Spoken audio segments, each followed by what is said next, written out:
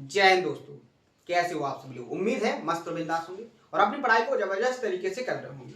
अपना जो लास्ट का सेशन हुआ था, लास्ट के सेशन में मैंने आपको कोऑर्डिनेटर को स्टार्ट किया था। कोऑर्डिनेटर में जो सबसे पहला कॉन्सेप्ट है स्क्वायर, स्क्वायर के कॉन्सेप्ट को भी एक्सप्लेन किया था, उनका प्रूफ भी मैंने आपको बताया था और उस पर जितने भी टाइप के क्वेश्चन बन सकते थे उनमें से कुछ क्वेश्चनों की मैंने आपको प्रैक्टिस करवाई थी। उम्मीद है आप सभी लोगों ने उन सभी क्वेश्चनों को, उन सभी कॉन्सेप्टों को बहुत अच्छे से रिवाइज किया होगा और उन पर जो क्वेश्चन मैंने आपको प्रैक्टिस करवाए थे, ये सारे के सारे जो क्वेश्चन हुए थे, इन सभी क्वेश्चनों को आपने एक बार खुद से सॉल्व करने की कोशिश जरूर की होगी। क्योंकि मैंने आपसे बोला था कि जो स्क्वायर होता है, स्क्वायर से जो क्वेश्चन क्रिएट होते हैं वो प्री में तो माइनर होता है ऐसा कि आपको क्वेश्चन मिल जाए, लेकिन मेंस में ज्यादातर जो क्वेश्चन क्रिएट होते हैं ज्योमेट्री से, वो स्क्वायर से रिलेटेड क्वेश्चन आपको ज्यादातर देखने को मिलेंगे। क्योंकि जो स्क्वायर से रिलेटेड जो क्वेश्चन क्रिएट होते हैं वो मिसलेनियस कॉन्सेप्ट से रिलेटेड क्वेश्चन होते हैं। क्या होता है उनमें कि दो से ज्यादा क्वेश्चनों की कॉन्सेप्टों को एक कॉन्सेप्ट बनाकर क्वेश्चन को क्रिएट किया जाता है। अगर वो सारे के सारे कॉन्सेप्ट आपके क्लियर होंगे तभी आप उस स्क्वायर वाले क्वेश्चन को सॉल्व कर पाओगे। तो आपको वो अप्रोच बहुत अच्छे से डेवलप करवाने की कोशिश की है मैंने कि आपको कैसे कॉन्सेप्ट को पहचानना है, कैसे आपको डायग्राम को क्रिएट करना है, कैसे अपने डाटा को बहुत अच्छे से पुट करना है, कहां पर कौन सा डाटा आपको रखना है, उस डाटा के साथ आपको कैसे कैलकुलेशन करना है, कैसे आप ऑब्जर्व करोगे कि विद इन टाइम के अंदर आपके आंसर आ जाए। सारी अप्रोच को मैंने कल के सेशन में आपको बहुत अच्छे से कंप्लीट करवाई थी। उम्मीद है आप सभी लोगों ने बहुत अच्छे से उसको कंप्लीट किया होगा। आज के सेशन में अपना जो स्क्वायर का टॉपिक चल रहा था, जो कॉन्सेप्ट था, उससे जो एक दो तीन क्वेश्चन है, इन तीन क्वेश्चनों को सबसे पहले अपन प्रैक्टिस करेंगे। इसके बाद अपन क्या करेंगे, नेक्स्ट जो टॉपिक है क्वाड्रिलेटरल में, उसमें रेक्टेंगल को अपन क्या करेंगे, स्टार्ट करेंगे। तो हर एक सेशन बहुत जबरदस्त होने वाला है, शानदार तरीके से आपको पढ़ाया जा रहा है। मेहनत के साथ आप पढ़िएगा, बहुत मजा आने वाला है। आपका सिलेबस इस तरीके से, इस लेवल के साथ मैं आपको कंप्लीट करवाने वाला हूं कि आप देखोगे कि आप जिस उम्मीद से आए थे उससे ज्यादा आपको मिलने वाला है। आप जिस उम्मीद से आए थे कि मेरा सिलेक्शन हो जाए, तो आपका सिलेक्शन होना तो तय है, लेकिन बहुत कम समय में भी आपका सिलेक्शन होगा। क्योंकि इतनी मेहनत के साथ जो सिलेक्शन के लिए जो इंपॉर्टेंट कंटेंट है वो सारा का सारा मैं आपको प्रोवाइड करवा रहा हूं, बिना किसी आपके एफर्ट के। आपको एक्स्ट्रा एफर्ट डालने की जरूरत नहीं है। जितना कंटेंट मैं यहाँ पर आपको प्रोवाइड करवा रहा हूँ, इतने ही कंटेंट को आपको बार बार मल्टीपल टाइम प्रैक्टिस करना है, इसी से आपका सब कुछ हो जाना है। ठीक है, तो आपको ज्यादा मेहनत ना करना पड़े, आपको केवल जो आपको दिया जाए उसी पर मेहनत करने की जरूरत है, इसलिए आप मेहनत से पढ़ो। ठीक है, तो अपना जो क्वेश्चन था वो 6 नंबर तक के क्वेश्चन को मैंने 5 तक सॉल्व करवा दिया था। नेक्स्ट जो क्वेश्चन है अपना वो है 6वें नंबर का। तो सबसे पहले क्वेश्चन को रीड करेंगे। क्वेश्चन में क्या बोला गया है कि in a square ABCD diagonals AC and BD intersect at O. ठीक है, यानी कि एबीसीडी एक क्या है, स्क्वायर है, जिसमें स्क्वायर के दो डायगोनल्स हैं एसी और बीडी, जो एक दूसरे को पॉइंट ओ पर क्या कर रहे हैं, इंटरसेक्ट कर रहे हैं। The angle bisector of CAB, जो एंगल सीएबी है इनका बाइसेक्टर जो है वो बीडी और बीसी को एफ एंड जी पर क्या कहते हैं, मिलते हैं। ओएफ और एफजी का आपको क्या बताना है, यहाँ पर रेशियो फाइंड करना है। क्लियर है, शानदार क्वेश्चन है, बहुत ही लॉजिकल क्वेश्चन है। क्वेश्चन पूछा गया है, मेंस का क्वेश्चन है, शानदार तरीके से सॉल्व करेंगे। आपको सबसे पहले तो इस अप्रोच को समझना है कि आपको डायग्राम कैसे बनाना है। क्वेश्चन में जो बोला गया है उससे आप, उसकी हेल्प से आपको डायग्राम कैसे बनाना है, सबसे पहले आपको ये समझना है। यहां पर जो बोला गया है कि एबीसीडी एक स्क्वायर है, तो सबसे पहले आप एक स्क्वायर को क्रिएट करो। क्या करो, एक स्क्वायर बनाओ। ये मैंने आपके सामने एक स्क्वायर बना दिया, स्क्वायर बना दिया। स्क्वायर क्या हो गया आपका, ए बी सी और डी, यानी कि एबीसीडी आपका एक स्क्वायर बन के तैयार हो गया। अब इस स्क्वायर के अंदर आपके दो डायगोनल हैं। डायगोनल यानी कि विकर्ण क्या होते हैं कि आमने सामने के वर्टेक्स को मिलाने पर जो लाइन आपको मिलेगी वो क्या कहलाती है, आपकी डायगोनल। जैसे ए को अगर आप सी से मिलाओगे तो जो डायगोनल बनेगा वो क्या बन जाएगा, आपका एसी। जो डायगोनल बनेगा वो क्या बन जाएगा, आपका एसी। एसी आपका क्या हो गया, विकर्ण। दूसरा विकर्ण आपका बीडी है। अगर आप बी से डी को मिलाओगे तो ये क्या हो जाएगा, बीडी डायगोनल हो जाएगा। और ये जो AC और BD है, ये दोनों एक दूसरे को कहां पर इंटरसेक्ट कर रहे हैं, यहाँ जो पॉइंट है इस पॉइंट को O पर इंटरसेक्ट कर रहे हैं। इस पॉइंट का जो नाम है वो क्या है, ओ है, यानी कि ओ पर इंटरसेक्ट कर रहे, प्रतिच्छेद कर रहे। आगे देखो, आपका एंगल CAB यानी इस एंगल का एंगल बाइसेक्टर BD और BC को F और G पर इंटरसेक्ट। अब इसका एंगल बाइसेक्टर कहां से निकलेगा, ऐसे निकलेगा, ये आपका यहां पर मिल गया। क्लियर है? एंगल बाइसेक्टर का मतलब क्या होता है? एंगल बाइसेक्टर का मतलब होता है कि वो कोण को क्या कर दे, इक्वल दो पार्ट्स में डिवाइड कर दे। अगर ये पूरा एंगल 2 थीटा है तो ये भी आपका थीटा हो जाएगा और ये भी आपका क्या हो जाएगा, थीटा हो जाएगा। क्लियर है? इसलिए इसको क्या कहेंगे अपन, कोण समद्विभाजक। आगे देखो, क्वेश्चन में बोला गया है कि जो ये एंगल बाइसेक्टर है ये BD को पॉइंट F पर, यहां जो पॉइंट है वो क्या है, F है, और यहां जो BC पर पॉइंट है वो क्या है, G पर क्या करते हैं, इंटरसेक्ट करते हैं, बिंदु पर मिलते हैं। आगे देखो, आपको जो फाइंड करना है वो फाइंड क्या करना है, OF यानी कि ये वाली लेंथ OF और CD, इस वाली लेंथ को आपको क्या करना है, इनका रेशियो फाइंड करना है। क्लियर है? तो यहां पर आपका डायग्राम बनके तैयार हो गया। अब आपको यहां पर जो फाइंड करना है वो भी मैंने आपको हाईलाइट करके बता दिया कि आपको OF और CG की वैल्यू को फाइंड करना है। आपको कोई न्यूमेरिकल डाटा नहीं दिया गया है, लेकिन ऑप्शन न्यूमेरिकल डाटा में दिए गए हैं। तो यहां पर आप क्या कर सकते हो, या तो आप यहां पर वेरिएबल में मान लो, चर में कोई वैल्यू मान लो, या आप नॉन वेरिएबल में मान लो।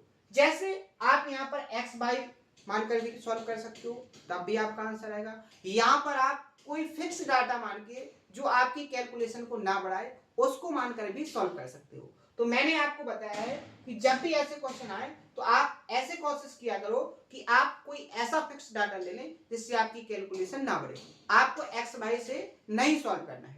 जैसे मान लीजिए अगर आपकी ये साइड स्क्वायर की साइड A है, स्क्वायर की साइड A है, तो ए वाली भी साइड क्या होगी, ए होगी। क्लियर है? ए होगी।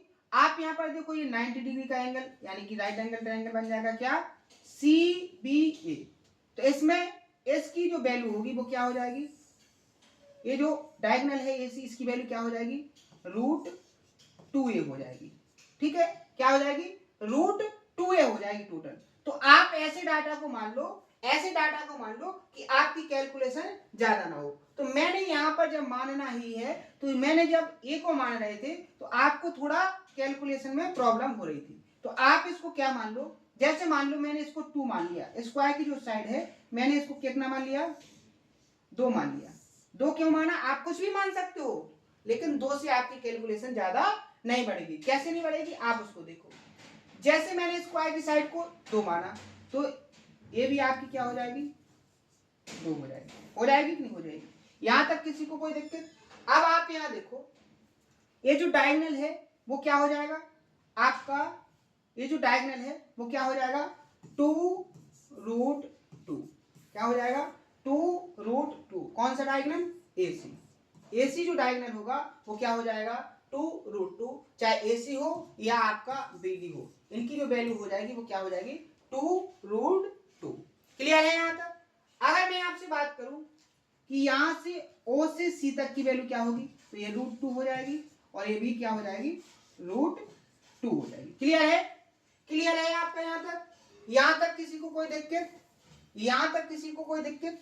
यहां मैंने एक कॉन्सेप्ट जो यहां पर √2 और √2 कर दिया है, मैंने बता रखा है कि यहां पर जो स्क्वायर के डायगोनल होते हैं वो इक्वल 2 पार्ट में एक दूसरे को क्या करते हैं, डिवाइड करते हैं। क्लियर है? इसलिए अगर टोटल लेंथ 2√2 है तो यहां पर आपकी O से C की जो डिस्टेंस होगी वो √2 हो जाएगी और A से O की जो डिस्टेंस होगी वो भी √2 हो जाएगी।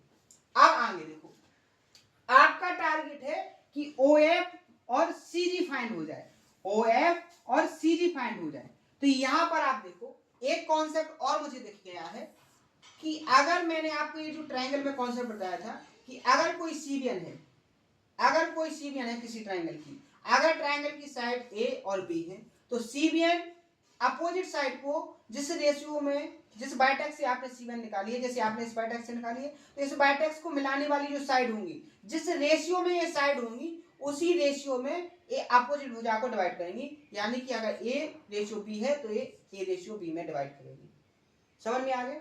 इसी कॉन्सेप्ट से आप देखो, मैं आपको हाईलाइट करके भी दिखाने की कोशिश करूंगा, आपको हर तरीके से समझ में आना चाहिए, कोशिश कितनी भी हो जाए। जैसे आप यहाँ पर देखो, मैं जिस ट्रायंगल को हाईलाइट करूंगा, ये जो ट्रायंगल है, इस ट्रायंगल में आप देखोगे ए इसकी क्या हो जाएगी, सीबीएन हो जाएगी।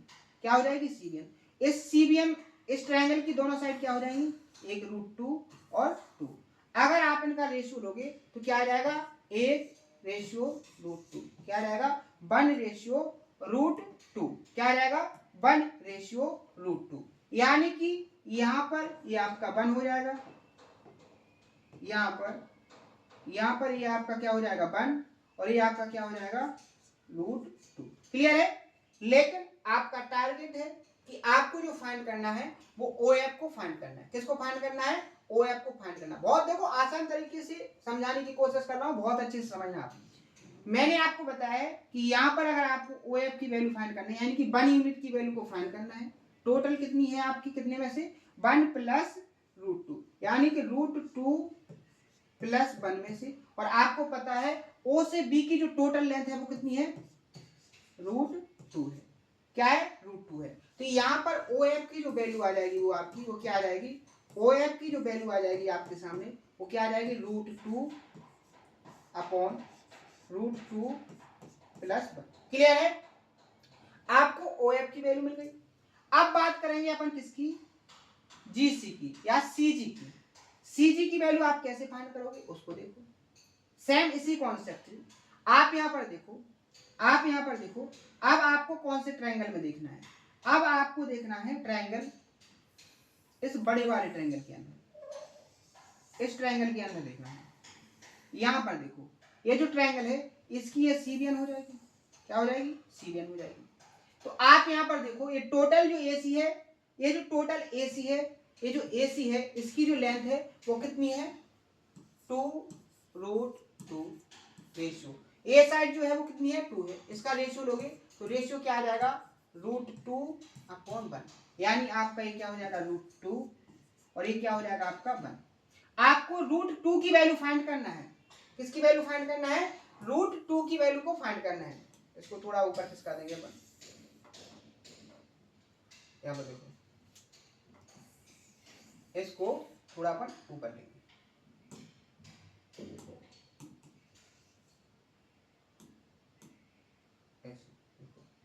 ये जो डाटा है अपना,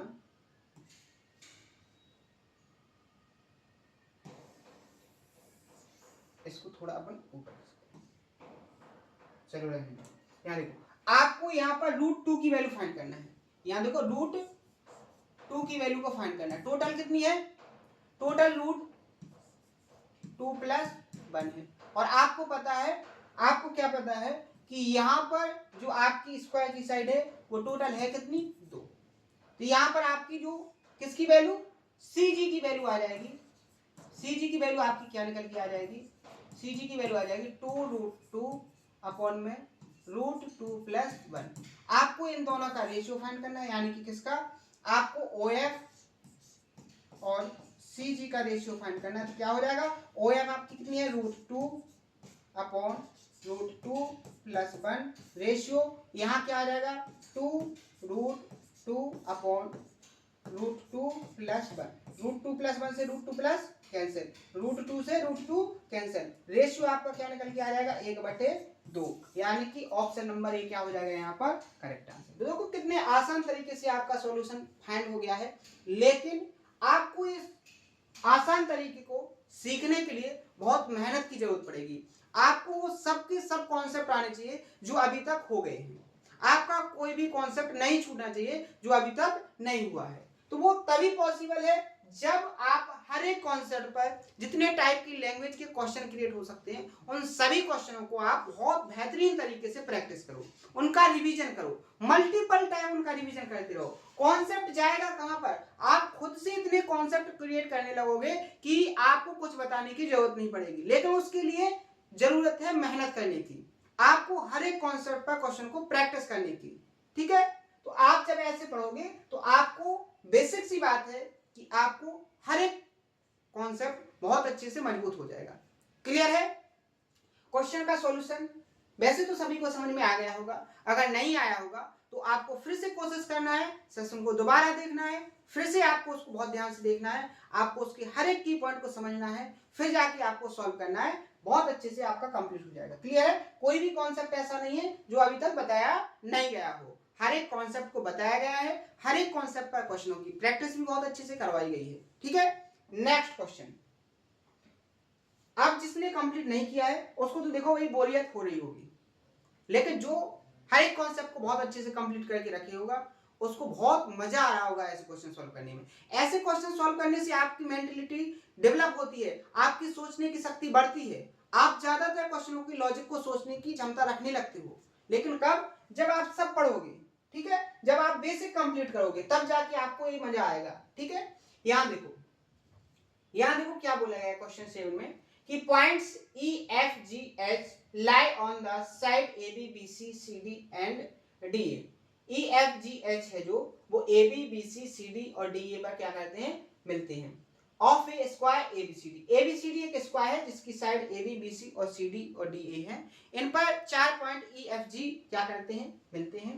किस तरीके से? F E F G H is also a square, कि वो क्या बनाते हैं? एक स्क्वायर क्रिएट करते हैं। Whose area is 62.5% of that of A B C D and वो क्या बोल रहा है यहाँ पर? देखो ये लाइन बहुत इंपॉर्टेंट है कि जो एरिया ABCD है, ABCD एरिया, ABCD का जो एरिया है उसके एरिया का, ABCD की एरिया का आपका 62.5% एरिया है किसका? EFGH स्क्वायर का। क्लियर है? आगे देखो, नेक्स्ट इंपॉर्टेंट लाइन है कि CG is longer than EF, यानी CG आपकी EB से कैसी है? बड़ी है। Then the ratio of length of EB to that CG, आपको इसको फाइंड करना। क्लियर है? आप यहां देखो, सबसे पहले आप डायग्राम को बनाओगे। डायग्राम को कैसे? उसने क्या बोला है कि एक आपका क्या है? ABCD स्क्वायर है। तो सबसे पहले आपने क्या बना लिया? ABCD एक स्क्वायर। ये हो गया आपका A वर्टेक्स, ये B वर्टेक्स, ये हो गया आपका C वर्टेक्स और ये हो गया आपका D वर्टेक्स। ABCD क्या हो गया? एक स्क्वायर हो गया। इसके अंदर आपने EFGH, E आपका AB पर है। कैसे है? कि यहां पर जो आपका पॉइंट है E, वो इस तरीके से है कि जो EB की लेंथ है वो CG, यानी कि जो CD पर G पॉइंट है उससे कैसी है? छोटी। मान लीजिए यहां पर है E, ये E हो गया, एक छोटा एक बड़ा, यहां पर ये हो गया आपका F, यहां पर आपका हो जाएगा क्या? G, और यहां पर आपका क्या हो जाएगा? F। तो आप यहां पर देखो EB ये लेंथ हो जाएगी और CG ये, तो EB छोटी हो गई और CG कैसी हो गई? बड़ी। जब आप इन पॉइंटों को मिलाओगे तो क्या बनेगा? एक स्क्वायर बनेगा। कैसे? देखो इस तरीके से,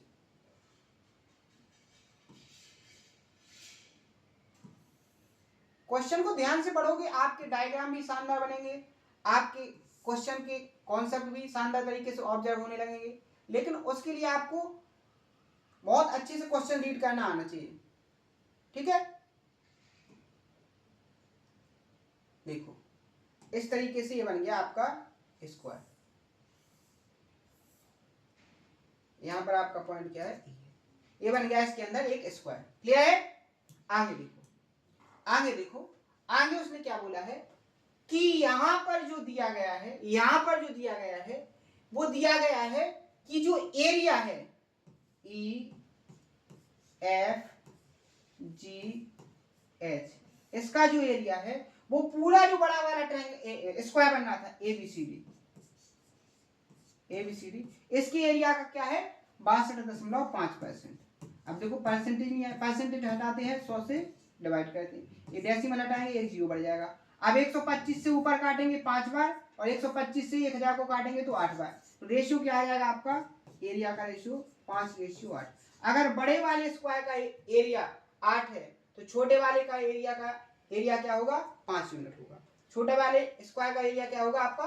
5 यूनिट होगा। अब यहां पर आप इसको दो तरीके से सॉल्व कर सकते हो, दोनों तरीके में आपको बताने की कोशिश करूंगा, दोनों आपको समझ में आएंगे, आपको जो बेस्ट लगे उसको आप फॉलो कर सकते हो। वैसे मैं आपको बताऊंगा कि आपको ये तरीका फॉलो करना है, उसी को आपको फॉलो करना है, ठीक है। यहां पर आप लोग करोगे किससे, ऑप्शन से। यहां पर आप लोग करोगे किससे, ऑप्शन से। आपको ईबी और सीजी का रेशियो फाइंड करना है। तो पहले ऑप्शन से आप देखोगे, अगर ईबी की लेंथ आपकी 1 यूनिट हो जाएगी, ईबी की लेंथ 1 यूनिट हो जाएगी, तो सीजी की लेंथ आपकी ऑप्शन के अनुसार कितनी होनी चाहिए, 3 यूनिट होनी चाहिए। क्या होनी चाहिए, 3 यूनिट। अगर आपकी ये 3 यूनिट है तो ये भी क्या हो जाएगी, आपकी 3 यूनिट हो। अगर ये 1 यूनिट है तो क्या हो जाएगी, ये 1 यूनिट। आप यहाँ पर देखो, यहाँ पर ये जो एंगल बना है वो 90 डिग्री का बना है। कितने डिग्री का, 90 डिग्री का। तो यहाँ ये 1 यूनिट है, ये 3 यूनिट। तो आपकी छोटे वाले स्क्वायर जो बना है इसकी साइड क्या आ जाएगी, 3 का स्क्वायर 9 प्लस 1 का स्क्वायर 1, 9 1 10, तो कितना आ जाएगा, √10। टोटल आपकी बड़े वाले स्क्वायर की साइड क्या आ जाएगी, 3 और 1 4 यूनिट। कितनी आ जाएगी, 4 यूनिट। अगर आप दोनों एरिया का निकालोगे, दोनों स्क्वायर का एरिया निकालोगे, तो क्या आ जाएगा, छोटे वाले का एरिया का स्क्वायर √10 का स्क्वायर 10, 4 का स्क्वायर 16। एरिया का रेशियो क्या निकला यहाँ पर, 5:8। यहाँ पर भी क्या आ रहा था आपका, 5:8, यानी ऑप्शन नंबर ये क्या हो गया आपका, सेटिस्फाई हो गया। तो इस तरीके से आपका ऑप्शन ए क्या हो जाएगा, यहाँ पर करेक्ट आंसर हो जाएगा। ऑप्शन नंबर ए क्या हो जाएगा आपका, करेक्ट आंसर हो जाएगा। यानी कि यहाँ पर सबसे बेस्ट तरीका जो है वो है आपका ऑप्शन, वो है आपका ऑप्शन। ऐसे क्वेश्चन को आप ऑप्शन से कर सकते हो, बहुत कम टाइम में आपका सॉल्व हो जाएगा। क्लियर है, क्लियर है। यहाँ पर दूसरा तरीका देखो, अगर आपको नहीं समझ में आया है, अगर आप ऑप्शन से नहीं कर सकते हो, तो यहाँ पर आप लोग क्या करो, यहाँ पर आप लोगों को क्या करना है, फिर आपको करना है, यहाँ पर जो डाटा है वो वेरिएबल में मानना है। जो डाटा है उसको किस में मानना है, आपको वेरिएबल में, और फिर उसकी क्या करनी है, कैलकुलेशन। देखो कैसे, वेरिएबल में यहाँ पर आपका पॉइंट F था, यहाँ ये 90 डिग्री का एंगल बनाया, आप इसको x मान लो, इसको y मान लो, तो ये x हो जाएगा और ये आपकी y। यहाँ देखो, अगर आपका ये x है और ये y है, तो छोटे वाले स्क्वायर की साइड क्या हो जाएगी, √x² प्लस y²। क्लियर है। टोटल आपके बड़े वाले स्क्वायर की साइड क्या हो जाएगी, x² x plus y।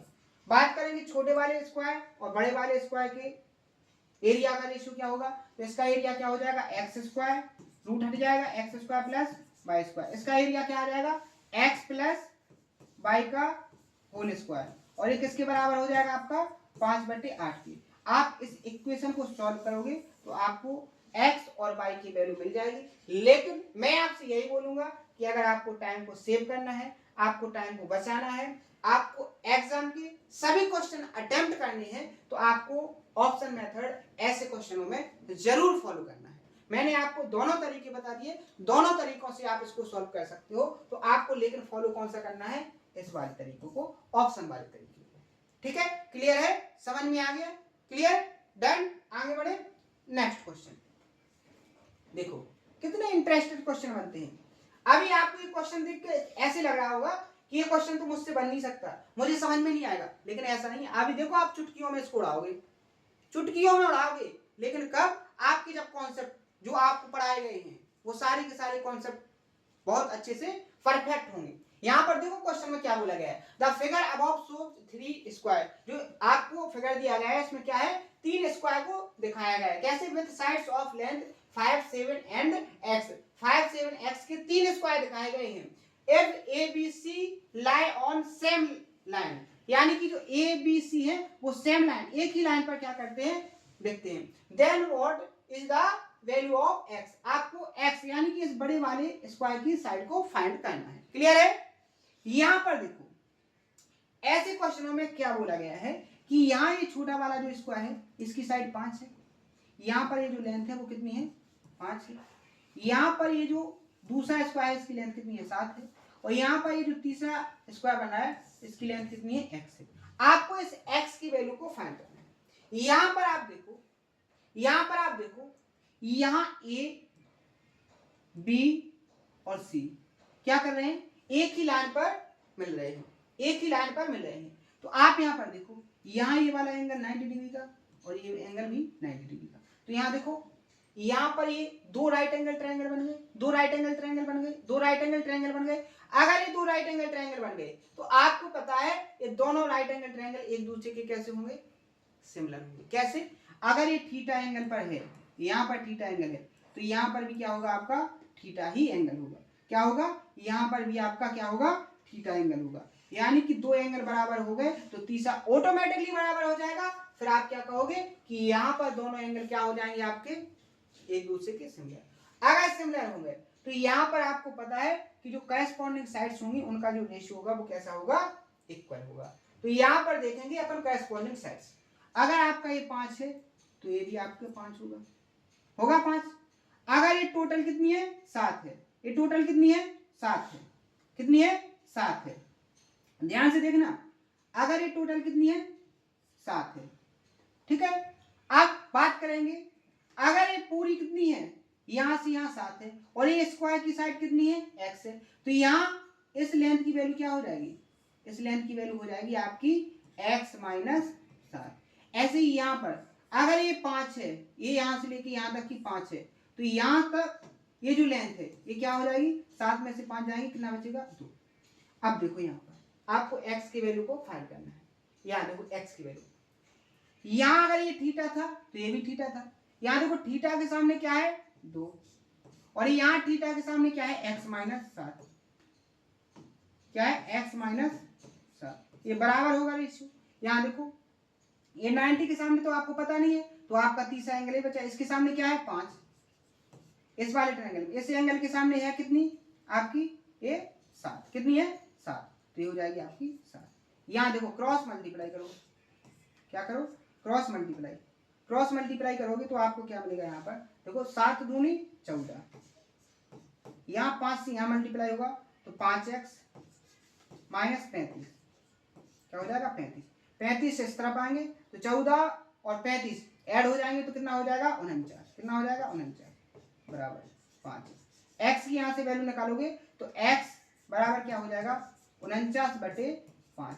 5 number 45 और 5 अट्ठे 40, 9.8 सेंटीमीटर। यानी कि यहाँ पर जो x की वैल्यू आपसे पूछी गई थी वो आ जाएगी ऑप्शन नंबर ये। यहाँ पर क्या हो जाएगा आपका करेक्ट आंसर। यही तरीका है, बेस्ट तरीका है कि आप x की वैल्यू को विद इन टाइम के अंदर फाइंड कर सकते हो। तो ऐसे क्वेश्चन को आपको सॉल्व करना है, लेकिन आपको सबसे पहले जो इंपॉर्टेंट है कि आपको कॉन्सेप्ट ऑब्जर्व हो जाए। कॉन्सेप्ट आपको ऑब्जर्व कब होगा? जब आप पूरी की पूरी जो थ्योरी है उसको बहुत अच्छे से कंप्लीट करोगे, उस पर जितने भी कॉन्सेप्ट क्रिएट किए गए हैं उन कॉन्सेप्ट को बहुत अच्छे से कंप्लीट करोगे, तो आपको हर एक डाटा बहुत सिंपल लगेगा और आसान तरीके से आप उसको कैलकुलेट कर लोगे, आसान तरीके से उसको सॉल्व कर लोगे। तो यहाँ पर अपना जो स्क्वायर के कॉन्सेप्ट थे वो कंप्लीटली फिनिश हो गए। यहाँ से अब अपने चलेंगे रेक्टेंगल वाले। रेक्टेंगल क्या है? अपना फर्स्ट जो कोऑर्डिनेटर में कॉन्सेप्ट था स्क्वायर, वो कंप्लीटली फिनिश हो गया है। अब अपन कल के सेशन में क्या पढ़ेंगे? रेक्टेंगल क्या है, रेक्टेंगल के कॉन्सेप्ट क्या है, रेक्टेंगल का बेसिक क्या है, रेक्टेंगल से कैसे क्वेश्चन क्रिएट होते हैं, ये सारे के सारे कॉन्सेप्ट अपन कल के सेशन में पढ़ेंगे। आज के सेशन में अपन ने स्क्वायर को फिनिश किया है, 2 सेशन में अपन ने स्क्वायर फिनिश किया है। 2 सेशन के अंदर अपन क्या करेंगे?